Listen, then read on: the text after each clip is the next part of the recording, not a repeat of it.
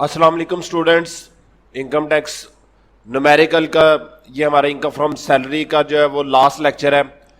आज के लेक्चर के अंदर बेसिकली हमने डिस्कस करना है fully taxable items under the head of income from salary and fully exempted item under the head of income from salary. तो सबसे पहले हम बात करेंगे कि वो कौन कौन सी चीज़ें हैं जो कि under the head of income from salary fully taxable हैं।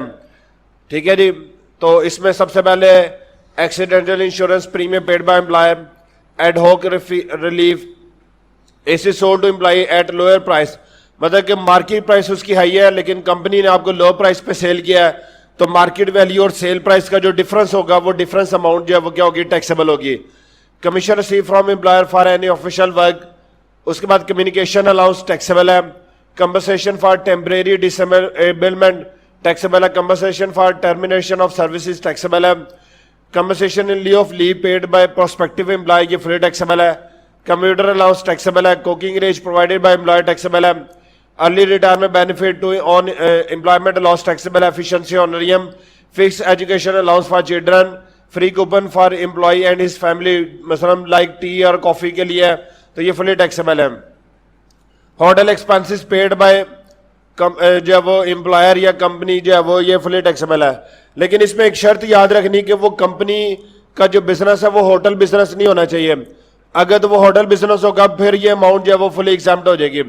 इंसेंटिव अवार्ड टैक्सेबल है। Internet bill paid by company for personal use taxable है। लाहौर जिम खाना membership fee, leave encashment against unavailed जो है वो अनअवेल्ड लीव हो गया। Leave encashment at the time of retirement, leave encashment during service, चाहे ये प्राइवेट गवर्नमेंट जो है वो एम्प्लॉई है चाहे गवर्नमेंट एम्प्लॉई है। उसके बाद leave fair assistant travel with in Pakistan है या आउटसाइड पाकिस्तान है, दोनों सूरतों में ये टैक्सेबल है। Life insurance premium paid by employer taxable है। और लोन पेड जो है by employer to on behalf of employ, तो ये अमाउंट जो है वो क्या है, टैक्सेबल है। उसके बाद है membership of any club paid by employ, ये भी फुली टैक्सेबल है under the head of income from salary. Orderly allowance जो कभी कभार मिलता है, over time payment, PhD allowance या एमफिल अलाउंस, ये फुली टैक्सेबल है। उसके बाद पार्ट टाइम इनकम जो है वो टैक्सेबल है। Pay in leave of leave taxable है। परफॉर्मेंस अवार्ड टैक्सेबल है। पेंशन रिसीव जो है वो टैक्सेबल है। अच्छा, यहां पर एक बात याद रखने की, if the working is for the same employer after retirement तो ये टैक्सेबल है। If to pension are receive then lower pension will be taxable और हायर जो है वो एग्जाम्प्ट हो जाएगी। इफ द एज इज 60 और अबव देन बोथ अबव जो है वो विल बी एग्जाम्प्टेड, तो अगर 60 है तो ये भी और ये सेकंड भी, ये दोनों फिर जो है वो क्या हो जाएंगे, एग्जाम्प्ट हो जाएंगे। उसके बाद प्रिंसिपलशिप अलाउंस जो है फुली टैक्सेबल है। प्रोजेक्ट अलाउंस टैक्सेबल है। क्वालिफिकेशन पे टैक्सेबल है। उसके बाद रीइंबर्समेंट ऑफ इंटरनेट बिल, अगर तो प्राइवेट पर्पस के लिए यूटिलाइज हो रहे हैं तो ये टैक्सेबल है। अगर जो है वो ऑफिशियल पर्पस है तो फिर ये एग्जाम्प्ट हो जाएंगे। रिसर्च अलाउंस जो है वो टैक्सेबल है। Reward on passing departmental examination, salary of watchman gardener sweeper paid by employer है। सीनियर पोस्ट अलाउंस है। स्पेशल एडिशनल अलाउंस है। उसके बाद स्पेशल इनकम या स्पेशल पे ये टैक्सेबल है। ठीक है जी। उसके बाद स्पेशल रिलीफ अलाउंस टैक्सेबल है। Tax borne by employer from salary taxable है। Tax borne by employer with the tax rate, amount of tax जो भी होगा उसको 100 से मल्टीप्लाई करेंगे और 100 माइनस गिवन रेट से मल्टीप्लाई करके मीन्स के उसको ग्रॉस अप कर लेंगे और ग्रॉस अप करके उस अमाउंट को जब इनकम फ्रॉम सैलरी में क्या करेंगे, ऐड अप कर लेंगे। ठीक है जी। उसके बाद termination benefit paid by previous employer taxable है। Termination compensation receive from employer और प्रीवियस एम्प्लॉयर, दोनों में सूरतों में ये टैक्सेबल है। TV refrigerator provided by employer and depreciation is charge, ठीक है जी, बाय द कंपनी, तो जो अमाउंट टैक्सेबल होगी वो डेप्रिसिएशन रेट के हिसाब से टैक्सेबल होगी। मतलब कंपनी ने आपको कोई एसेट मुहैया किया है और उस एसेट के ऊपर कंपनी डेप्रिसिएशन चार्ज कर रही है, तो जो भी रेट ऑफ डेप्रिसिएशन होगा उस रेट की जो आंसर आएगा वो अमाउंट ऑफ डेप्रिसिएशन जो है वो क्या होगी, टैक्सेबल हो जाएगी। उसके बाद है यूटिलिटी अलाउंस टैक्सेबल है। वेव ऑफ, मतलब कोई चीज माफ कर देना। Waive off any amount payable by employ to employer, ठीक है जी, एम्प्लॉय ने एम्प्लॉयर को कोई अमाउंट पे करनी थी वो एम्प्लॉयर ने वेव कर दी, माफ कर दी, तो वो टैक्सेबल हो जाएगी। Note, if the servant salary paid by employer and reimbursement of salary both given, then salary of servant will be taxable as follows.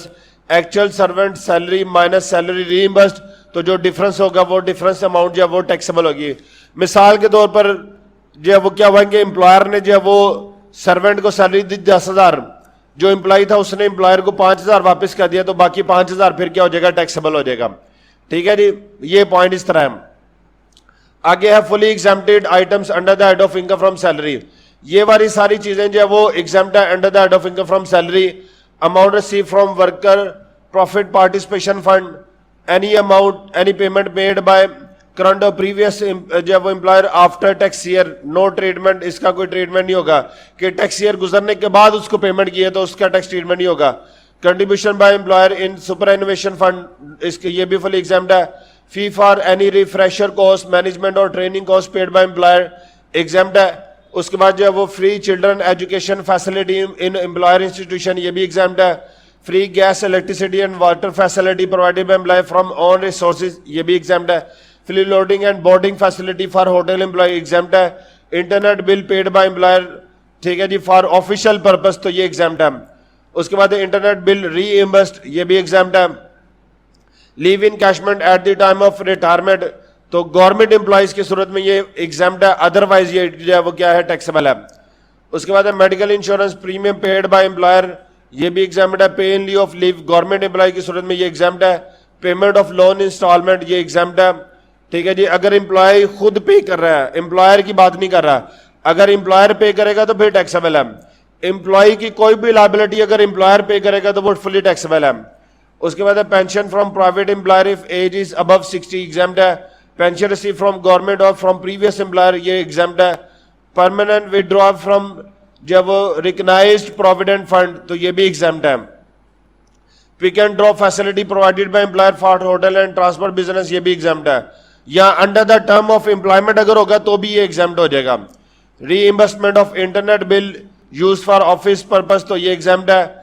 Salary receive outside Pakistan till the end of tax year, ये भी exempt है। Telephone bill paid by employer, no treatment और uniform allowance भी exempt है। Kit allowance भी जिसको आप कह सकते हैं, ये भी एग्जाम्प्ट है।